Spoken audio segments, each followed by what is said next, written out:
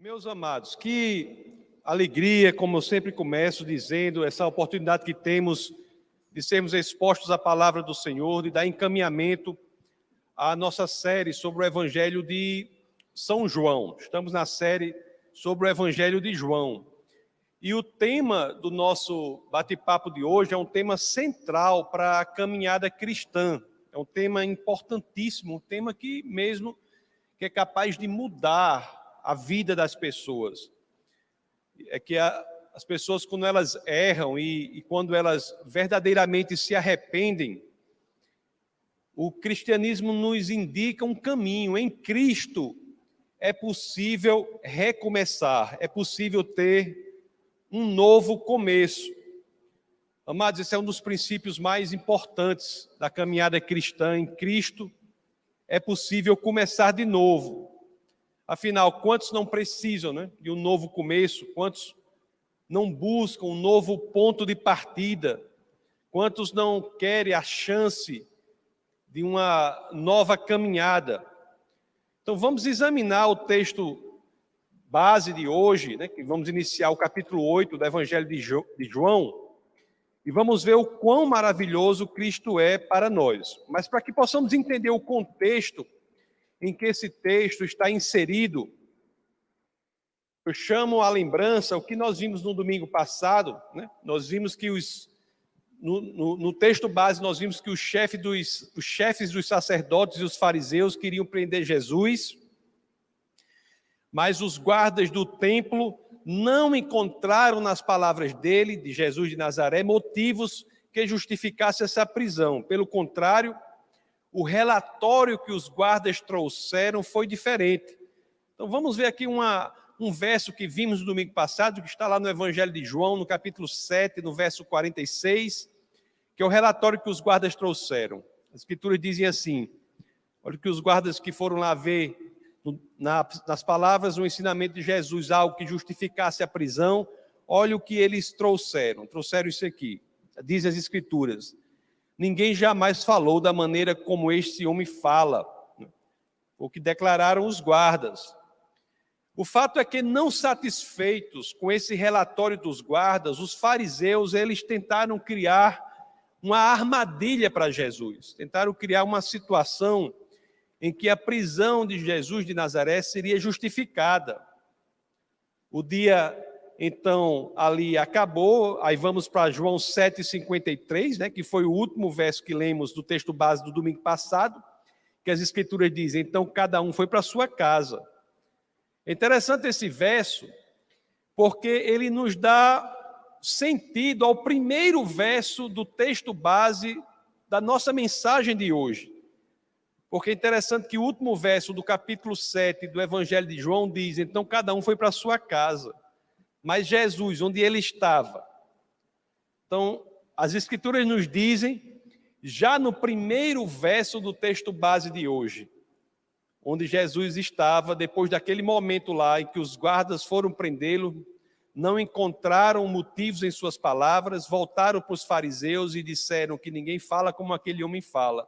Então o dia acaba, as pessoas vão para suas casas e João capítulo 8, verso 1, que é o primeiro verso do texto base de hoje, diz assim: Jesus, porém, foi para o Monte das Oliveiras. Então o dia havia se encerrado, cada um tinha ido para sua casa e Jesus de Nazaré foi para o Monte das Oliveiras. O Monte das Oliveiras fica ali, na parte leste de Jerusalém. O conhecido Jardim de Getsemane, que foi o lugar onde Jesus se reuniu tantas e tantas vezes com os seus discípulos, fica na parte oeste desse monte. E do outro lado desse monte fica a cidade de Betânia, ou o lugarejo de Betânia, que é a cidade de Lázaro, a cidade de Marta e Maria. Então, ele foi para aquele lugar, passava a noite ali, no Monte das Oliveiras, e no outro dia de manhã, bem cedo, já voltava para o templo para exercer o seu ministério. Isso é bem impressionante, não é? Bem cedo, Jesus, com a convicção que tinha, do que tinha de fazer, de exercer, voltava para o templo, haveria de dar andamento à missão dele aqui na terra. E lá em João capítulo 8, verso 2, o segundo verso, vamos ver como ele faz isso. Então vamos ler João 8, 2, quando as escrituras dizem: ao amanhecer, quando lemos isso aqui em grego, nós temos a palavra que diz que é bem cedo pela manhã, sol ainda flertando, não é, com os céus. Ao amanhecer, ele apareceu novamente no templo, onde todo o povo se reuniu ao seu redor, e ele se assentou para ensiná-lo. Meus queridos, quando nós lemos isso, nós temos que ter bastante atenção à gravidade das palavras. Jesus, ele não se furtava quando a sua missão determinava que ele exercesse o seu ministério em lugares que eram centrais. O templo, ele representa o centro, o epicentro, o núcleo da vida religiosa e social do povo judeu. E ele ia para ali, para o templo, para o núcleo da vida do judeu, ensinar. Ele ia exercer o ministério do ensino. E é interessante que foi ali, naquele lugar, cheio de pessoas, ouvindo o ensinamento de Jesus, que os fariseus apareceram para trazer a armadilha sobre a qual eu falei no começo. Os fariseus que no dia anterior não haviam, juntamente com os chefes dos sacerdotes, conseguido prender Jesus, porque os guardas não identificaram em suas palavras nada que o incriminasse, muito pelo contrário. No segundo dia, voltaram com uma armadilha, pronta a armadilha para que exercesse poder ou fizesse algum efeito para que Jesus fosse preso. Então essa armadilha que os fariseus montaram para tentar justificar a prisão de Jesus é exatamente o que nós vemos quando lemos o capítulo de João 8, lemos do verso 3 ao 5, os versos subsequentes do texto base do nosso bate-papo de hoje. Então vamos lá para João, no capítulo 8, vamos ler dos versos 3 ao 5, para ver o que as Escrituras dizem. Assim dizem as Escrituras: os mestres da lei e os fariseus, me permita só um parênteses, que no Evangelho de São João, embora nos outros evangelhos haja um aparecimento muito mais comum do termo os mestres da lei e os fariseus, aqui é a única aparição no Evangelho de João. Interessante que trazem os mestres da lei, porque Jesus será confrontado com a lei de Moisés. Olha que coisa, os fariseus trouxeram aqui os mestres da lei, porque ele seria confrontado, a armadilha dele tinha a ver com a lei.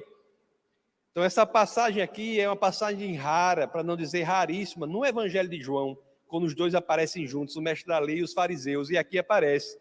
As Escrituras dizem, repetindo: os mestres da lei e os fariseus trouxeram-lhe uma mulher surpreendida em adultério, fizeram-na ficar em pé diante de todos e disseram a Jesus: mestre, esta mulher foi surpreendida em ato de adultério. Na lei, Moisés nos ordena apedrejar tais mulheres. E o Senhor, que diz? Olha a armadilha. Não haviam conseguido no dia anterior, queriam conseguir agora. Lá no epicentro da vida religiosa do povo judeu, Jesus exercendo o seu dom espiritual em que mais atuou aqui na terra, que foi o dom de ensino. Naquela situação cheia de pessoas, os mestres da lei e os fariseus trazem uma mulher que havia cometido adultério e dizem a Jesus: aqui está a mulher, cometeu adultério, a lei de Moisés diz que devemos executá-la. E aí, o que faremos? Logo aqui, meus amados, quando nós lemos isso, né, tantas perguntas aparecem, são tantas perguntas. Interessante que os fariseus dizem que a lei de Moisés diz que é para executar a mulher. Mas adultério é um pecado que não se comete sozinho. E a lei diz que tanto a mulher quanto o homem deveriam ser executados. E por que não trouxeram o homem? Lá em Levítico, no capítulo 20, no verso 10, as Escrituras dizem isso. Se um homem cometer adultério com a mulher de outro homem, com a mulher do seu próximo, tanto o adúltero quanto a adúltera terão de ser executados. Por que não trouxeram os dois? Trouxeram só um. Essa e tantas outras perguntas surgem, tanto pela forma como essa mulher é exposta, como a forma como os mestres da lei e os fariseus expõem a situação. Isso logo nos dá a impressão de que há algo aqui por trás, suspeitamos de algo. E essa suspeita é de fato confirmada quando lemos João 8:6. João 8, verso 6. Porque aqui as Escrituras vão nos dizer o que já suspeitamos, que isso era, antes de tudo, uma armadilha contra Jesus. Olha o que João 6 nos diz. Eles estavam usando essa pergunta como armadilha, a fim de ter uma base para acusá-lo. Essa é a primeira parte de João 8,6. Nos esclarece que era uma armadilha que havia sido feita pelos fariseus contra Jesus. Meus amados, por que uma armadilha? Por quê? Porque se Jesus dissesse ali, não é para apedrejar, ele estaria susceptível de ser acusado de ter um ensinamento contrário à lei de Moisés. E se Jesus dissesse apedreje, ele estaria quebrando uma outra lei, né? A lei de Roma, porque vocês sabem que sob o domínio romano, embora os romanos dessem a oportunidade para os judeus de exercerem certo poder no templo, a execução, a pena capital, a pena de morte, só poderia ser determinada por uma autoridade romana. Só romanos poderiam decretar a pena de morte. Então essa era a armadilha. Jesus ali, no epicentro da vida judaica, um judeu, no epicentro da vida judaica, que pregava o perdão, cheio de pessoas. Os fariseus e mestres da lei trazem aquela mulher para fazer, e agora ele não tem saída. Se ele disser para apedrejar, está quebrando a lei romana. Se ele disser para não apedrejar, está quebrando a lei mosaica. Em qualquer das situações, nós vamos pegar este judeu. É muito interessante que, quando lemos a parte final do verso 6, né, de João, nós vemos a reação imediata de Jesus. Deixa eu ver aqui o final da parte, João 8,6, João capítulo 8,6, vemos a parte final, não é? Que João 8,6 é que diz, mas Jesus inclinou-se e começou a escrever no chão com o dedo. Nada respondeu, começou a escrever no chão com um dedo. Uma das coisas que eu, particularmente, se assim for permitido, não sei assim, mas eu creio que será, uma das coisas que quando eu morrer eu vou fazer é perguntar, Senhor, por favor, me revele o que foi que o Senhor escreveu. Eu tenho muita curiosidade sobre isso, sabe? Porque não tem aqui nas Escrituras. Eu fico assim, meu Deus, por que não tem? Eu queria tanto saber, né? Eu queria saber demais o que foi que ele escreveu ali naquele momento. O que será que Jesus escreveu ali com o dedo no chão, né? Aí as pessoas têm imaginação fértil, né? Algumas dizem que ele escreveu o nome dos fariseus que também cometiam o mesmo pecado, denunciando a acusação hipócrita. Especulação, pessoal, isso não está nas Escrituras, mas eu bem gostaria que tivesse sido. Especulação. Nós não sabemos, mas nós não podemos deixar de ver a relação disso com outra oportunidade em que Deus escreve com o dedo. É interessante que essa outra oportunidade nós lemos, e essa parte que ele escreveu com o dedo, nós muitas vezes passamos por ela e nem nos lembramos que foi assim. Eu falo do livro de Êxodo, no capítulo 31. no verso 18. Lá, quando a lei foi dada para o homem, quando a lei foi dada para o homem, vamos ver como foi que essa lei foi colocada na pedra. Vejamos Êxodo, capítulo 31, verso 18. As Escrituras dizem assim: quando o Senhor terminou de falar com Moisés no Monte Sinai, deu-lhe as 2 tábuas da aliança, tábuas de pedra escritas pelo dedo de Deus. Tenho certeza que essa relação entre esses 2 versos por si só dá pano para reflexão profunda. A lei dada ao homem foi escrita pelo dedo de Deus, e ali Jesus, o Deus encarnado, escreve com o dedo, né, algo que se relaciona ao entendimento mais profundo, mais perfeito, mais apurado da execução da lei. Qual entendimento é esse, meus queridos? Porque o mesmo método para escrever de uma forma e de outra. Que entendimento profundo é esse, né? Nós iremos ver mais aprofundadamente daqui a pouco que sempre que Deus dá o julgamento em Cristo, Ele dá o julgamento para que nele encontremos a misericórdia. Essa é a beleza do cristianismo. O fato é que aquilo que ele escreveu ali não causou efeito imediato nos fariseus, e eles continuaram a pressionar Jesus. Continuaram a interrogá-lo. Então vamos ver como Jesus respondeu. Vamos ler João 8, vamos ler dos versos 7 ao 8 agora. Os 2 versos subsequentes àquele que acabamos de ler, que foi João 8, 6. Vamos ler os versos 7 e 8. Assim dizem as Santas Escrituras: visto que continuavam a interrogá-lo, ele se levantou e lhes disse, aí vem o veredicto de Jesus: se algum de vocês estiver sem pecado, seja o primeiro a tirar a pedra nela. Inclinou-se novamente e continuou escrevendo no chão.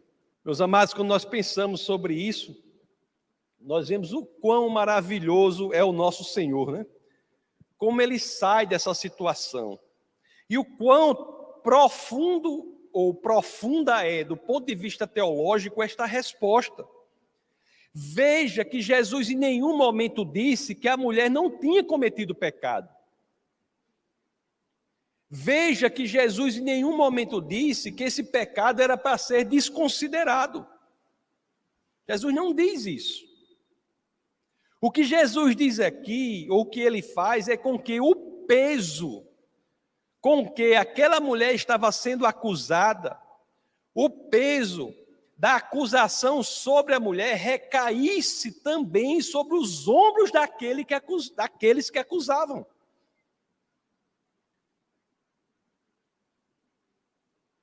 Aqueles que traziam a mulher à acusação e diziam ser tão grave, né, e de fato a ponto de dever ser apedrejada, este peso deve recair sobre todos, inclusive aqueles que acusavam, que certamente entre eles havia os que cometiam o mesmo pecado. Aí as pessoas começaram a pensar, os fariseus começaram a analisar. Será que ele ia tirar a primeira pedra e se expor ao exame, ao escrutínio público? Que as pessoas sabiam da vida das outras. Iriam se expor ao escrutínio público, ao exame público? Iriam se expor ao olhar de Jesus, que varre a alma, que penetra nos caminhos mais profundos da alma? O que ocorre depois dessa história é digno de ser lido de uma maneira que tentemos mentalmente visualizar a situação. Visualmente falando, foi impressionante. Depois de Jesus ter dito assim: quem não tiver pecado, atire a primeira pedra. Quem não tiver pecado, atire a primeira pedra. Olha o que aconteceu aqui em João 8, 9. Olha o que as Escrituras dizem. Os que o ouviram foram saindo, um de cada vez, começando pelos mais velhos.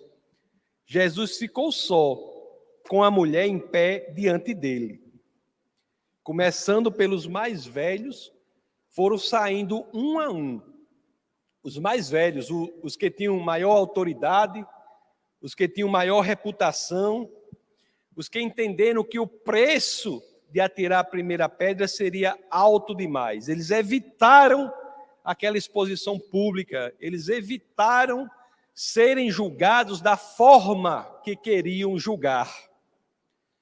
A grande lição aqui, meus amados, é qual? É sobre o quê? É uma lição contra o julgamento hipócrita.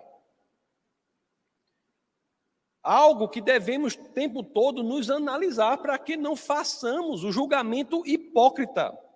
O que é o julgamento hipócrita? É aquele julgamento em que a pessoa quer julgar o outro sem ter em seu próprio coração a menor preocupação com a redenção da pessoa julgada. Você julgar sem analisar a situação, a sua própria vida e sem querer que o outro seja tirado da situação de pecado em que ela está. Quando nós vemos um irmão incorrendo em erro, é importante que falemos com o irmão, mas não falemos hipocritamente. A direção é que nós falemos com um intuito maior de ajudá-lo a superar aquela prática do pecado. E aqui eu retomo a profundidade teológica deste exemplo que perpassa todas as Escrituras. Porque durante todas as Escrituras, Deus nos ensina que há um lugar em que julgamento e misericórdia se encontram. Isso é muito importante. Há um lugar em que julgamento e misericórdia se encontram. É este o ensinamento de Cristo. A Arca da Aliança, por exemplo, iremos até falar sobre isso no curso bíblico terça-feira agora. A Arca da Aliança é o lugar em que Deus veio habitar entre o seu povo durante aquele tempo lá no deserto. Na Arca da Aliança, o que é que tinha em cima da Arca da Aliança? Em cima da Arca da Aliança tinha um lugar chamado propiciatório, que quer dizer assento da misericórdia. Mas o assento da misericórdia, ao lado dele tinha um querubim e tinha outro querubim, 2 querubins, que representam o quê? O julgamento de Deus. O homem, quando é expulso do jardim, se colocam 2 querubins ali, representando o julgamento de Deus. E a arca daqui da aliança mostra os 2 querubins representando o julgamento de Deus, mas no meio dos querubins está o assento da misericórdia. Em Cristo, se estamos com o coração genuinamente sincero, quando somos expostos ao julgamento, o que encontramos? A misericórdia. Esse é um ensinamento profundo do nosso Senhor. Qual é o lugar em que esta lógica encontra o ápice, o cume, o ponto mais perfeito? Qual é o lugar? Qual é o símbolo em que julgamento encontra misericórdia e que representa o cristianismo? A cruz. O que é a cruz? Meus queridos, para a contemporaneidade, o que mais bem representa o símbolo da cruz seria o símbolo de uma cadeira elétrica. A cruz era lugar e símbolo de execução de um julgamento, de execução de uma sentença de morte. Isso é a cruz. A cruz representa o julgamento da morte. E em Cristo, por que colocamos a cruz aqui? Porque a maior mudança de simbologia que a história da humanidade já registrou, ocorreu graças à pessoa de Jesus de Nazaré. Porque ele fez do símbolo de tortura e morte o símbolo de vida e redenção. Onde era julgamento, encontramos misericórdia. Isto é símbolo de amor. Por quê? Por o que Cristo fez por cada um de nós. Meus queridos, e é exatamente o convite a esta realidade profunda de encontrar misericórdia onde outros veem julgamento que Jesus faz àquela mulher e faz a cada um de nós. Vamos ver como é que se dá este convite à realidade profunda do cristianismo. Isso nós vamos ver nos 2 últimos versos do texto base do nosso bate-papo de hoje, que são os versos 10 e 11 do capítulo 8 de João. João 8, 10 e 11. Jesus havia ficado só com a mulher e olha o que acontece. Então Jesus pôs-se em pé, ele estava sentado ensinando, né? Sentado, que é uma posição do ponto de vista das Escrituras de autoridade ao ensinar. Eu posso citar vários exemplos das Escrituras em que ele se senta para ensinar. E olha interessante aqui, então voltando aqui ao texto, fechando parênteses. Então Jesus pôs-se em pé e perguntou-lhe: mulher, onde estão eles? Ninguém a condenou? E a mulher responde: ninguém, Senhor. Disse ela: ninguém, Senhor. Ninguém, Senhor. Interessante. Até o ladrão, né? Ao lado da cruz, chamou Jesus de Nazaré, ensanguentado naquele momento, de Senhor, reconheceu o senhorio de Cristo. Ninguém, Senhor. Este é o momento em que nossa vida é transformada. Este é o momento em que nascemos de novo, em que tudo é jogado no mar do esquecimento, o momento em que, com sinceridade, reconhecemos Jesus como Senhor. Ninguém, Senhor, disse ela. Quando isso ocorre, meus queridos, da forma que aconteceu aqui com ela, acontece com cada um de nós que está aqui, com cada um que nos ouve aqui pela internet, seja agora ou depois, né, pelos podcasts ou pelo YouTube, pelos vários canais. Qualquer um que pode verdadeiramente olhar para Cristo e dizer: Senhor, olha o que ocorre, o que é que Jesus diz a ela? Verso João 8,11, ninguém, Senhor, disse ela. Aí declarou Jesus: eu também não a condeno. Agora vá e abandone a sua vida de pecado. Meus queridos, veja que estas não são palavras de permissão. Estas são palavras de graça e de misericórdia.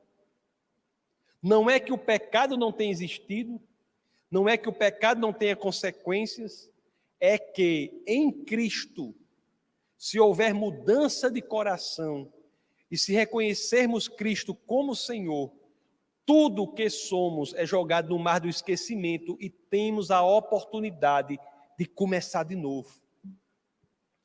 Um ponto interessante aqui, que não pode ser negligenciado na exposição dessa palavra, eu tenho de reforçá-lo, veementizá-lo, sublinhá-lo, é que ele diz: agora vá e abandone a sua vida de pecado. O pecado deve ser abandonado. O pecado deve levar, quando nós entendemos a situação, a um arrependimento genuíno. E o arrependimento genuíno é aquele que leva à mudança de vida. O arrependimento é exteriorizável, é perceptível pela exteriorização de nosso comportamento. A pessoa que se diz arrepender e não muda a sua prática, de fato não se arrependeu. Vá e abandone esta prática.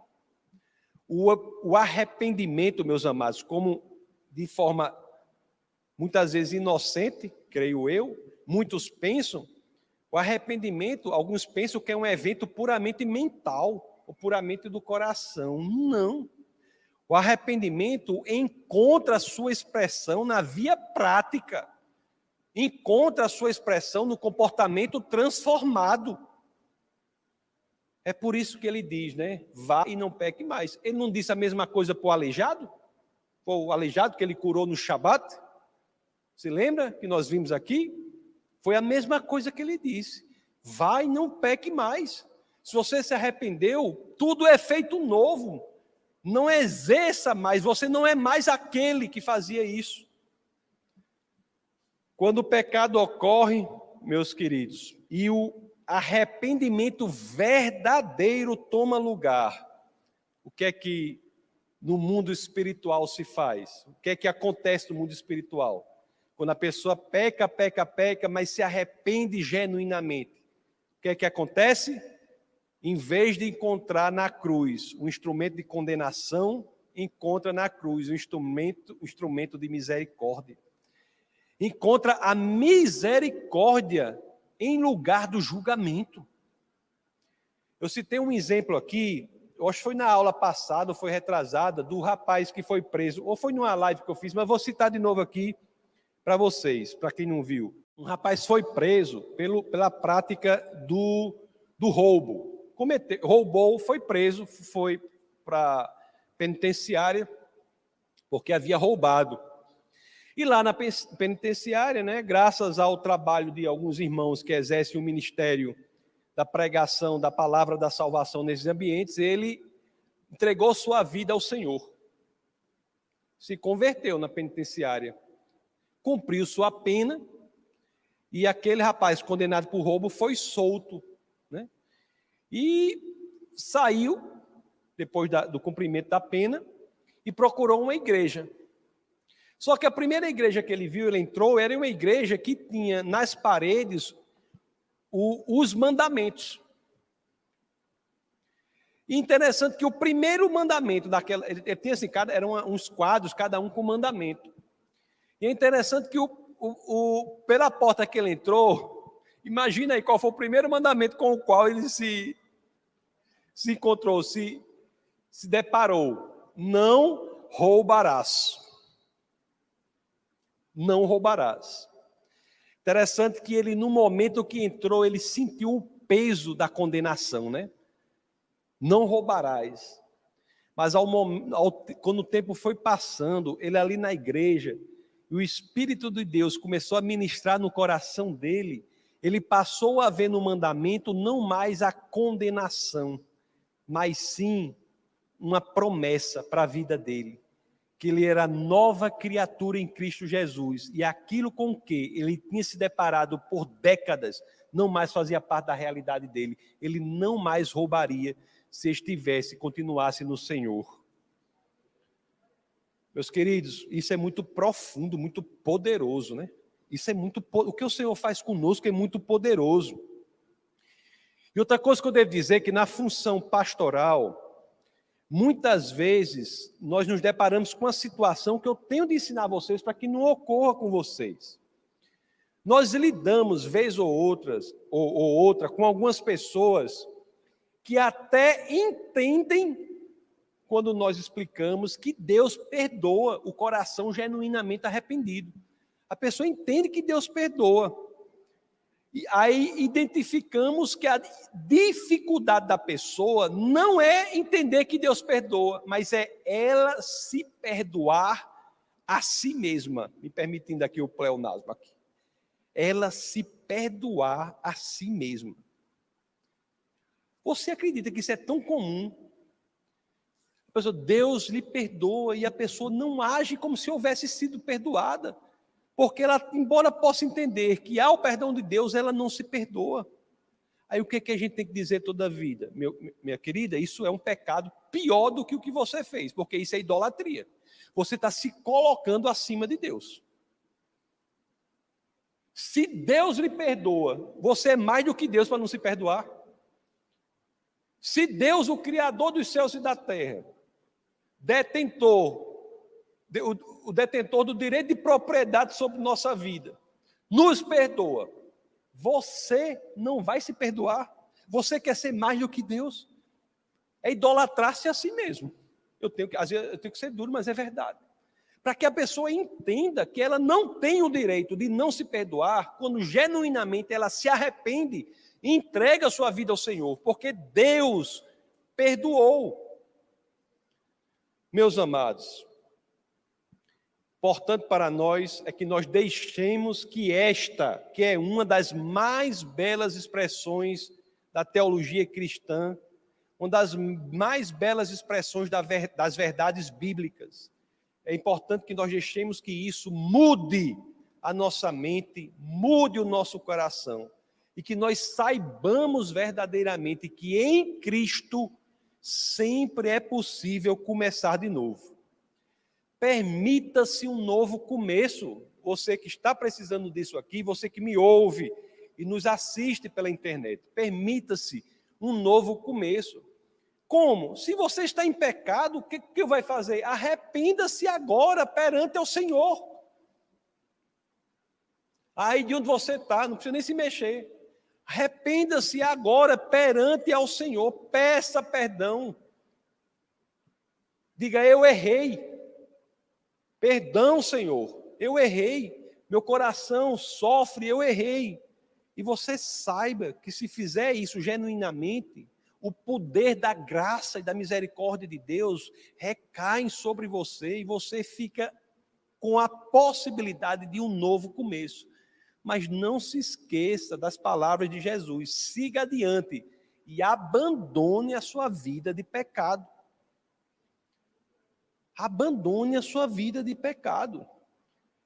Outra coisa que nós sempre vimos, as pessoas dizem assim, às vezes é difícil abandonar o pecado, as pessoas dizem. Aí o que é que eu digo? É verdade. Se você disser que é fácil, você está mentindo, é difícil. Por quê? Porque o pecado não é apenas uma escolha, o pecado exerce um poder. A semente do pecado exerce um poder. É por isso que as Escrituras dizem que se não tivermos cuidado, nos tornamos escravos do pecado. Porque o pecado exerce um senhorio sobre a vida do pecador. Quem peca constantemente, tem uma vida de pecado, se torna escravo, é difícil de fugir. Mas o que Cristo diz aqui não é que você sozinho vai se libertar disso, não. O que Cristo diz aqui é que é difícil e você conseguirá, porque Ele caminhará com você, o Espírito dele caminhará com você para que você consiga superar esta prática. Falo isso para não dar a falsa sensação de que eu estou dizendo que é fácil. É dificílimo muitas vezes. Mas em Cristo é possível. Ele está conosco. Meus amados, o poder é restaurador. E é um poder que provém daquele que é criador dos céus e da terra. Tem essa dimensão. O poder que é capaz de nos reconstruir provém daquele que criou tudo o que existe, criou do nada. E cria, modifica, transforma vidas. Há um sem número de exemplos aqui que eu poderia ficar citando de pessoas que tiveram a vida transformada. Minha vida é um exemplo. Tive minha vida preenchida de sentido e propósito, de significado, de direcionamento, após eu ter encontrado o Senhor. E a vida de cada um aqui, todo cristão tem um passado igual, pecador. Interessante que as pessoas dizem assim, você vê... acho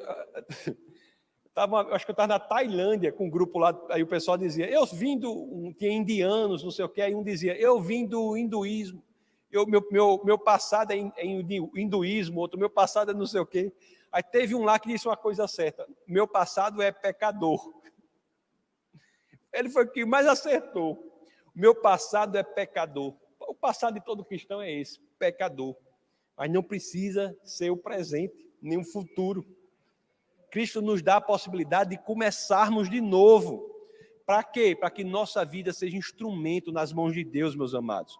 Para que tantos outros possam ser atingidos. O fato é que Ele fez a parte dele. Está aí. A pessoa, se eu pendurasse uma cadeira elétrica aqui, o que é que vocês iam dizer? Se chegasse aqui na igreja, está a cadeira elétrica pendurada, uma forca. Por que essa cruz representa outra coisa? Porque mesmo sem saber, ao você olhar para esse instrumento de tortura e morte, o que você vê? Amor, misericórdia e graça do Senhor. Deixe que isso inunde sua vida. Deus fez a parte dele. Depende agora de cada um de nós. Vamos orar.